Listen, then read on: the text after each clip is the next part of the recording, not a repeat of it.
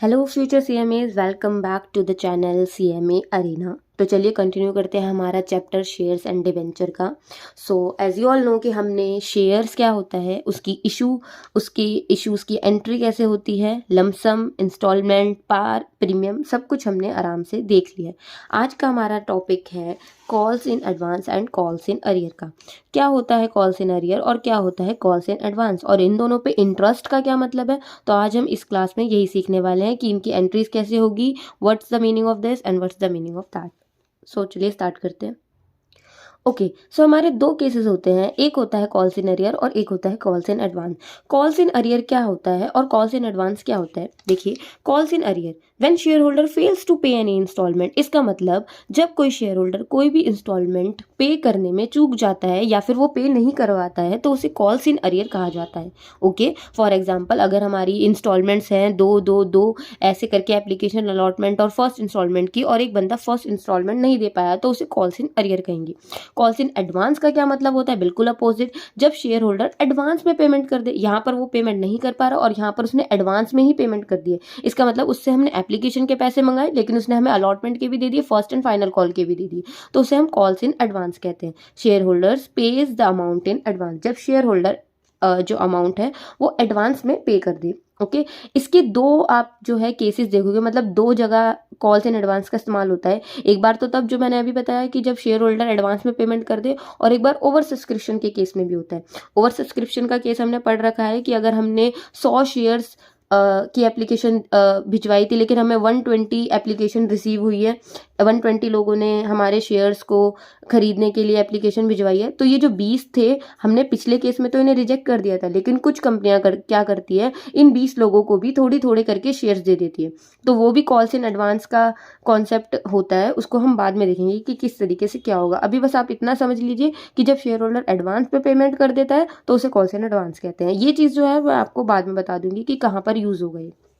Okay, अब entries देखते हैं, इसकी एंट्री कैसे होने वाली है। तो कॉल्स इन अरियर की एंट्रीज कैसे होगी और कॉल्स इन एडवांस की एंट्री कैसे होगी। पहले कॉल्स इन अरियर की एंट्रीज देखते हैं। फॉर एग्जाम्पल मेरे पास 5 शेयर्स थे at the rate of 2। Okay, मैंने 5 शेयर जो है इशू करे थे 2 रुपये के हिसाब से, ठीक है। तो मेरे शेयर कॉल में कोई भी कॉल हो सकती है ना, अरियर की तो कोई भी कॉल हो सकती है। मान लो कोई भी ये कॉल है जिसमें मेरे 10 रुपये आने थे लेकिन बैंक में मेरे 8 ही रुपये आए। क्यों? क्योंकि एक बंदे ने अपने शेयर का पैसा नहीं दिया, तो इसका मतलब डेबिट जो है हमारा कम होगा। तो कॉल्स इन अरियर को जो है हम डेबिट करते हैं। इसका और क्या रीज़न होता है, क्योंकि हमें पैसे नहीं मिले तो हम इसको एक्सपेंस या लॉस भी ट्रीट कर सकते हैं, इसी वजह से इस अकाउंट को हम डेबिट कर देते हैं। जब हमारे पैसे वापस मिल जाएंगे तब हम इसे क्रेडिट करके जब पैसे मिलेंगे उस बैंक अकाउंट को हम डेबिट कर लेंगे। ओके, सो फॉर एग्जाम्पल कि अगर 5 शेयर्स थे at the rate of 2 each, हमें 10 रुपये मिलने चाहिए थे लेकिन हमें बैंक में कितने रिसीव हुए, सिर्फ 8। तो ये जो 2 रुपये थे वो कहाँ चले गए, ये कॉल्स इन अरियर अकाउंट में चले जाते हैं क्योंकि अभी तक हमें वो रिसीव नहीं हुए। अब जब हमें बाद में वो रिसीव हो जाते हैं तो हम कॉल्स इन अरियर को वापस से क्रेडिट करके बैंक को डेबिट कर देंगे। यहाँ पर हमारे 2 रुपये हमें मिल जाते हैं। तो ये होता है कॉल्स इन अरियर, और इस तरीके से कॉल्स इन अरियर की एंट्री करी जाती है। अब कॉल्स इन एडवांस की एंट्रीज देखते हैं। कॉल्स इन एडवांस का क्या मतलब होता है, जब हमें एडवांस में पेमेंट मिल जाए। फॉर एग्जाम्पल इसी का एग्जाम्पल लेते हैं कि मान लीजिए हमें 10 रुपये मिलने चाहिए थे कॉल के, लेकिन यहाँ मेरे बैंक में 12 रुपये आ गए।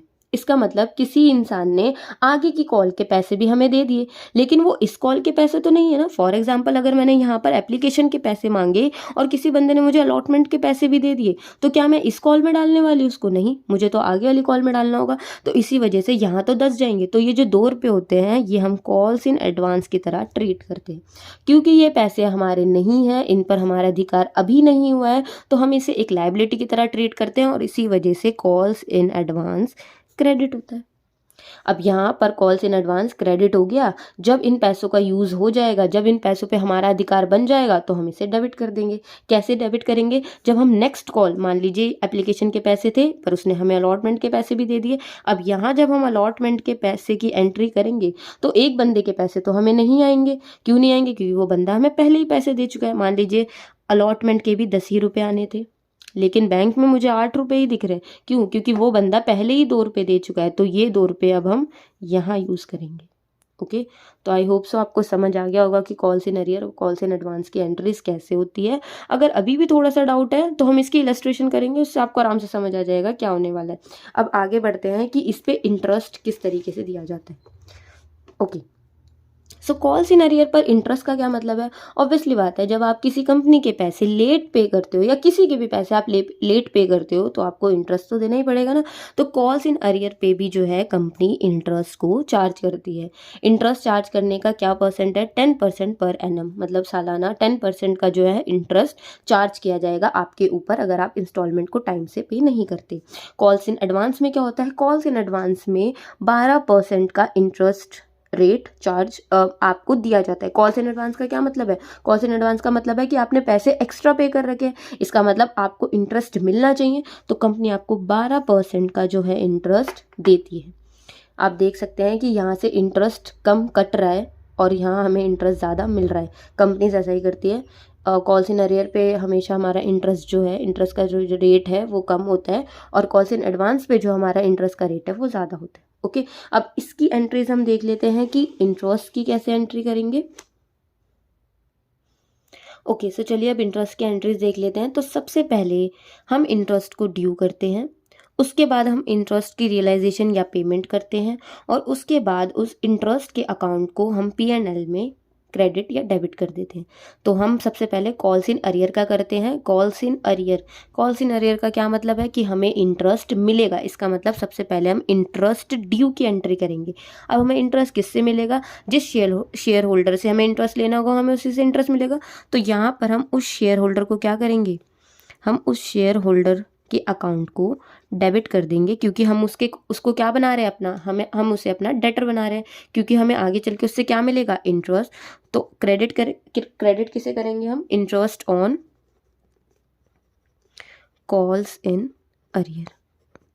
ओके, तो interest on calls in arrear account को हम क्रेडिट कर देंगे, क्योंकि हमने अपना जिस शेयर होल्डर से हमें इंटरेस्ट लेना था उससे हमने अपना डेटर बना दिया है। ओके, उसके बाद जब हमें इससे पेमेंट हो जाएगी, इसका मतलब हमें रियलाइजेशन ऑफ इंटरेस्ट हो जाएगा, तो हमें क्या मिलेगा? ऑब्वियसली हमें पैसे मिलेंगे, तो इसका मतलब हमारा बैंक अकाउंट क्या होगा? डेबिट। सो बैंक अकाउंट यहाँ पर क्या हो जाएगा? Debit to share holder. हमारा डेट था लेकिन अब उसने पैसे दे दिए, तो इसका मतलब उससे जो भी हमारा काम था वो हो गया। अब हम इसको क्रेडिट कर देंगे वापस से। ठीक है, ये दो एंट्रीज तो सिंपल है। एक एंट्री हमेशा जो है भूल जाते हैं काफ़ी स्टूडेंट, उसे नहीं भूलना है आपको। ये जो आपने इंटरेस्ट अकाउंट ओपन करा था ना, उसको क्लोज करना है आपको, और जो भी आपका बैलेंस था उसको आपको P&L में ट्रांसफर करना है। ओके, तो यहाँ पर interest on calls in arrear account credit था, तो हम interest on calls in arrear account को डेबिट करेंगे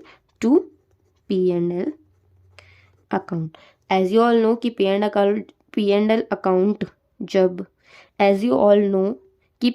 अकाउंट जब क्रेडिट होता है तो इसका मतलब हमें प्रॉफिट होता है, और यहाँ पर हमें प्रॉफिट ही हुआ है क्योंकि हमें इंटरेस्ट मिला था।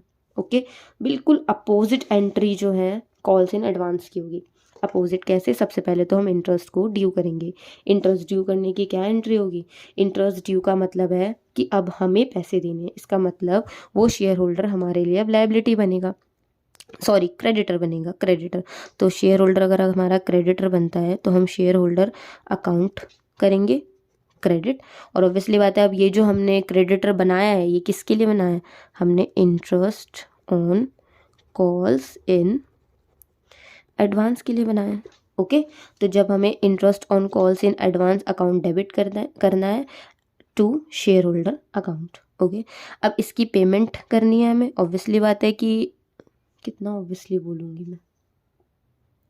अब नेक्स्ट हमें इसकी पेमेंट करनी है इंटरेस्ट की, तो कॉल्स इन एडवांस में हमें ऑब्वियसली बात, अरे अब नेक्स्ट एंट्री होने वाली है इंटरेस्ट के पेमेंट की। सो हमने यहाँ पर इंटरेस्ट को ड्यू कर लिया था, अब हम पेमेंट की एंट्री करेंगे। ओके, तो पेमेंट की एंट्री कैसे होगी? पेमेंट की एंट्री में हमारा बैंक कम होगा, और जो शेयर होल्डर हमने क्रेडिटर बना रखा था उससे हमारी लायबिलिटी अब उतर जाएगी। तो शेयर होल्डर अकाउंट को हम डेबिट कर देंगे टू हमारा बैंक अकाउंट, क्योंकि अब हमारे बैंक से पैसे कट रहे हैं क्योंकि हमें इंटरेस्ट किसी को पे करना था। ठीक है, लास्ट में सेम वही एंट्री कि आपको ट्रांसफ़र करना पड़ेगा टू P&L। तो P&L में इस बार P&L डेबिट होगा, क्यों? क्योंकि इस बार हमारा लॉस हुआ है। तो P&L account debit to interest on calls in advance. Okay, so ये था पूरा का पूरा topic calls in arrear and calls in advance का। आई होप आपको अच्छे से calls in arrear and calls in advance का टॉपिक समझ आया होगा। एक एक बात मैंने आपको सारी बता दी है जो भी इंपॉर्टेंस थी आगे के इलस्ट्रेशंस के। अब आपको अच्छे से कॉन्सेप्ट क्लियर हो गया होगा calls in arrear and calls in advance का। तो आगे जो इलस्ट्रेशन करने वाले हैं वो आपको बहुत ईजी लगने वाली है। तो नेक्स्ट क्लास में हम कॉल्स इन अरियर्स और कॉल्स इन एडवांस और इंटरेस्ट को कैसे कैलकुलेट करते हैं उसकी इलस्ट्रेशन करेंगे। सो बाय, मिलते हैं नेक्स्ट वीडियो में।